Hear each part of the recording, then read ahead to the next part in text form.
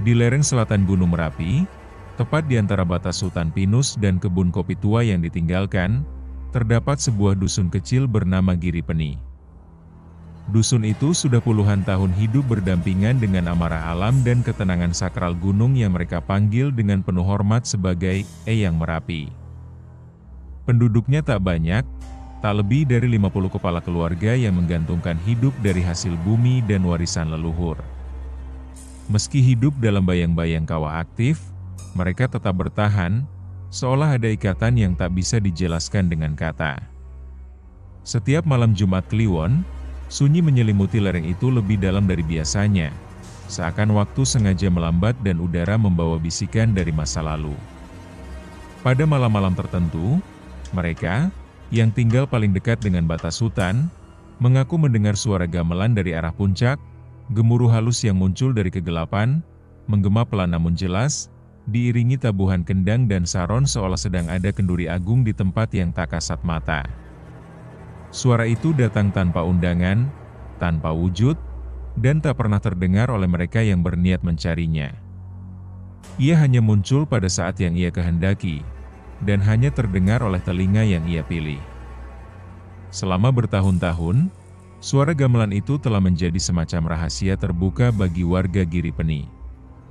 Mereka tak pernah membicarakannya dengan gamblang, apalagi kepada orang luar.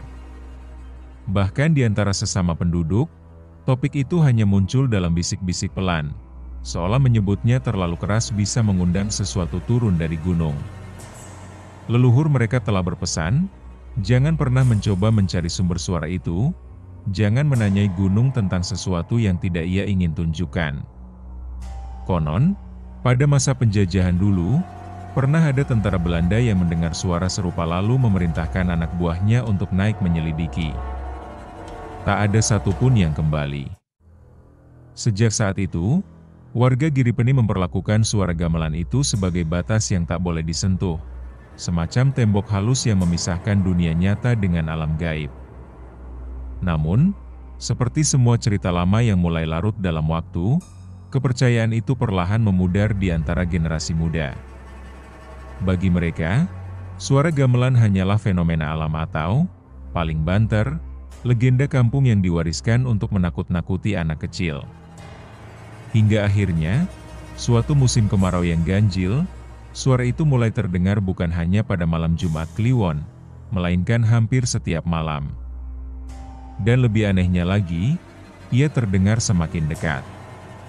Ketika suara gamelan mulai terdengar setiap malam, warga Giripeni yang tinggal di lereng paling atas mulai merasakan kehadiran yang tak kasat mata. Pada malam-malam tertentu, tepat ketika denting saron terdengar paling nyaring, aroma kemenyan samar-samar tercium dari arah barat laut, dari arah jalur lama menuju puncak yang sudah lama tertutup longsoran dan dianggap angker. Ada warga yang bersumpah melihat siluet perempuan berbalut selendang panjang menari perlahan di antara pohon-pohon pinus, tubuhnya samar, nyaris tembus cahaya, namun gerakannya anggun dan tak terputus. Mereka menyebutnya Embok Ranti, nama yang diturunkan dari legenda lama tentang seorang sinden keraton yang menghilang di Gunung Merapi saat zaman Kerajaan Mataram masih berjaya. Konon, Embok Ranti adalah pengiring gamelan keramat yang hanya dimainkan untuk memanggil roh leluhur. Ia menghilang dalam sebuah ritual besar yang tak pernah selesai, dan suaranya, dalam bentuk sinden gamelan yang terputus, masih terperangkap di antara kabut dan waktu. Tidak semua orang bisa melihatnya, dan mereka yang melihatnya terlalu lama dikabarkan menjadi linglung atau bahkan bisu. Warga tua percaya, kemunculan Embok Ranti bukan pertanda baik. Ia hanya muncul saat batas antara dunia manusia dan dunia leluhur mulai kabur, saat sesuatu sedang bergerak, bangkit, atau kembali. Kemunculan Embok Ranti tidak hanya membawa kegelisahan bagi para tetua dusun, tetapi juga diiringi oleh perubahan-perubahan aneh pada alam sekitar. Pohon-pohon pinus di jalur utara mulai mengeluarkan getah dalam jumlah yang tak wajar, mengalir seperti luka terbuka yang tak kunjung sembuh. Di ladang-ladang, hasil panen tiba-tiba membusuk sebelum sempat dipanen, seakan ada hawa yang menolak kehidupan. Hewan-hewan ternak menjadi gelisah setiap malam, terutama saat denting gamelan mulai terdengar dari kejauhan. Anjing-anjing menggonggong ke arah gelap, mata mereka menatap sesuatu yang tak bisa dilihat oleh manusia. Bahkan burung hantu yang biasanya jarang muncul, kini sering hinggap di atap rumah warga dan memekik dengan suara yang tajam dan memilukan. Penduduk mulai merasakan dingin yang tak biasa meski kemarau masih berlangsung.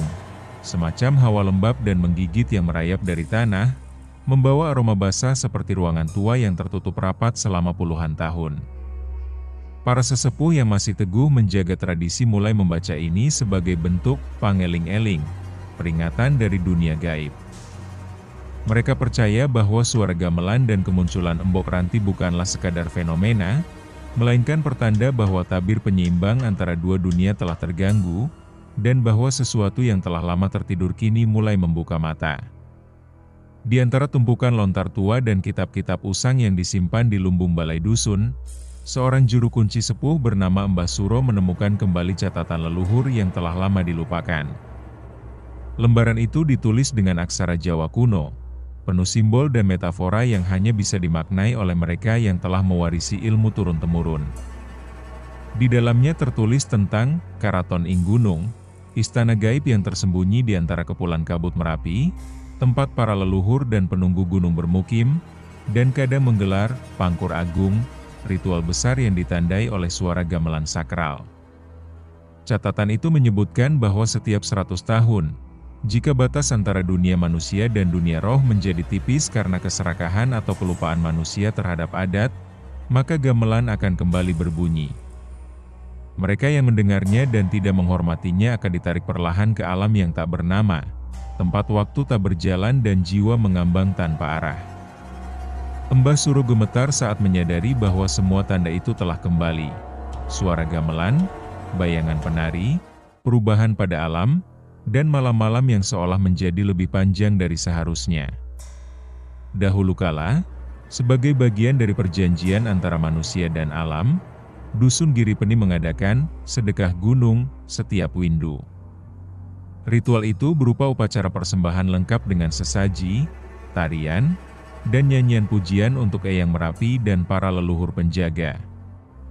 Namun dalam 2 dekade terakhir, setelah generasi muda mulai merantau dan teknologi masuk ke dusun, tradisi itu perlahan ditinggalkan.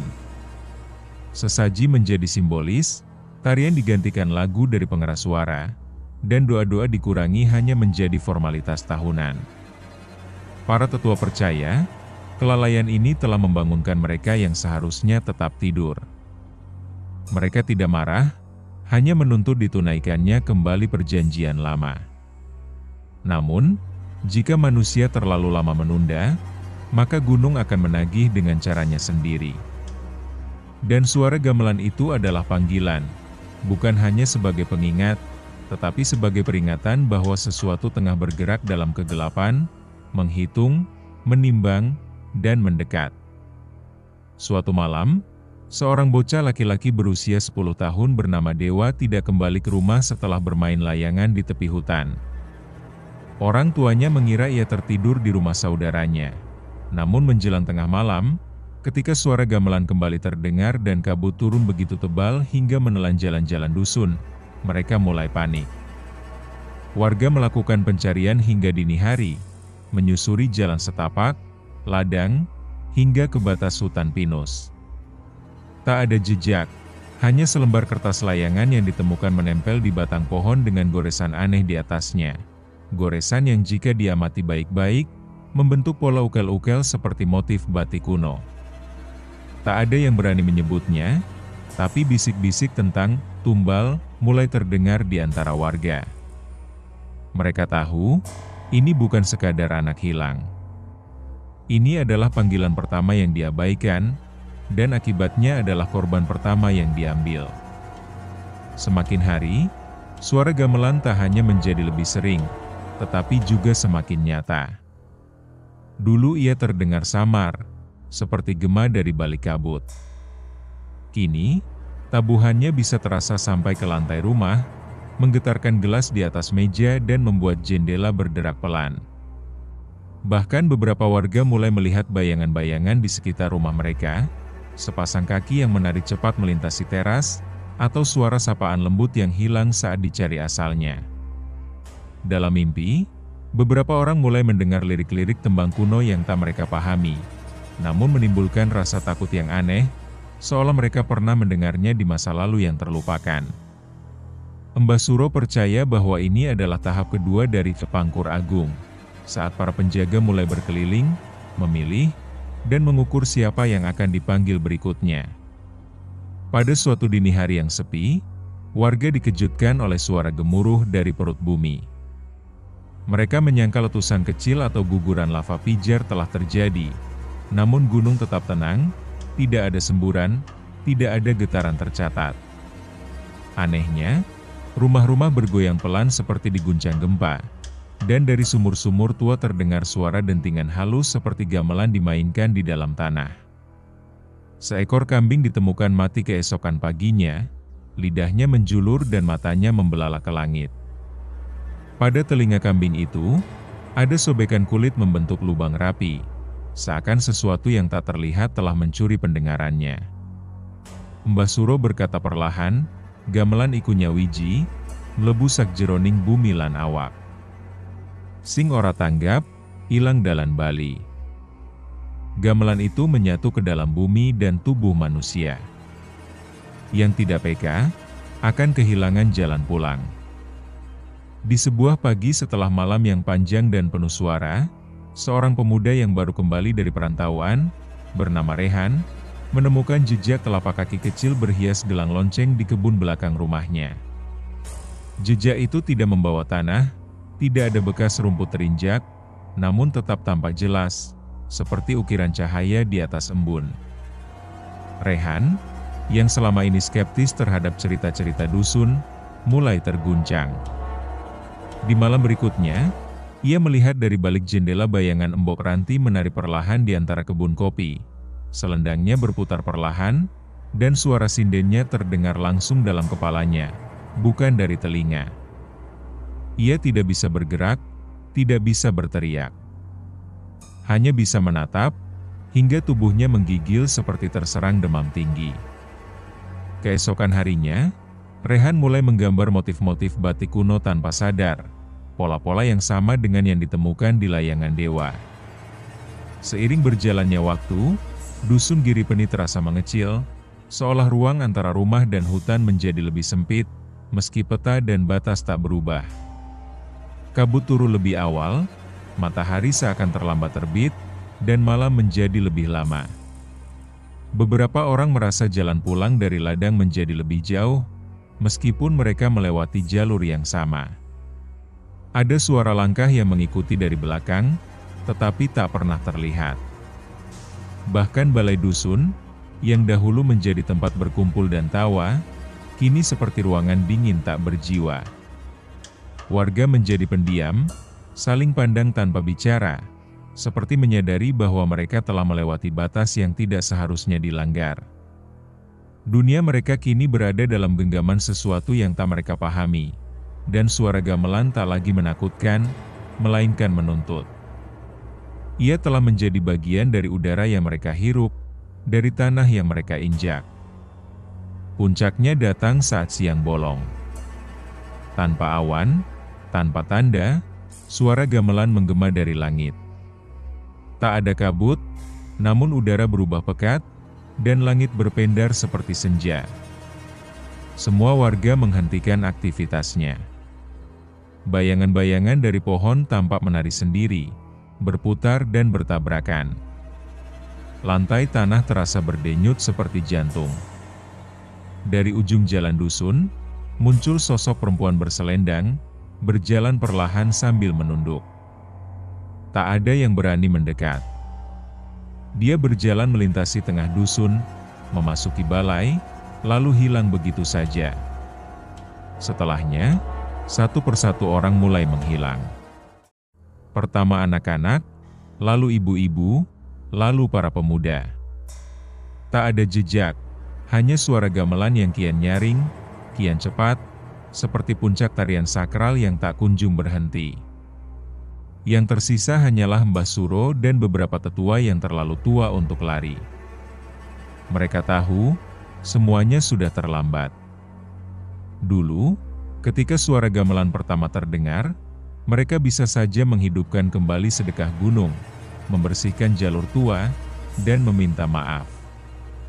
Namun mereka ragu, karena takut dianggap gila oleh generasi baru. Kini, semua yang mereka pertahankan hancur di depan mata. Mereka menatap ke arah puncak gunung, dan dari kejauhan terlihat kilauan seperti istana yang hanya muncul di mimpi. Gamelan masih terus berbunyi, dan mereka tahu, itu bukan lagi pertanda, melainkan prosesi. Mereka telah menjadi penonton dari upacara terakhir, bukan diundang, hanya disisakan untuk mengingat. Setelah semua menghilang, gunung kembali diam. Kabut berhenti turun, aroma kemenyan lenyap, suara gamelan menghilang seperti embun pagi.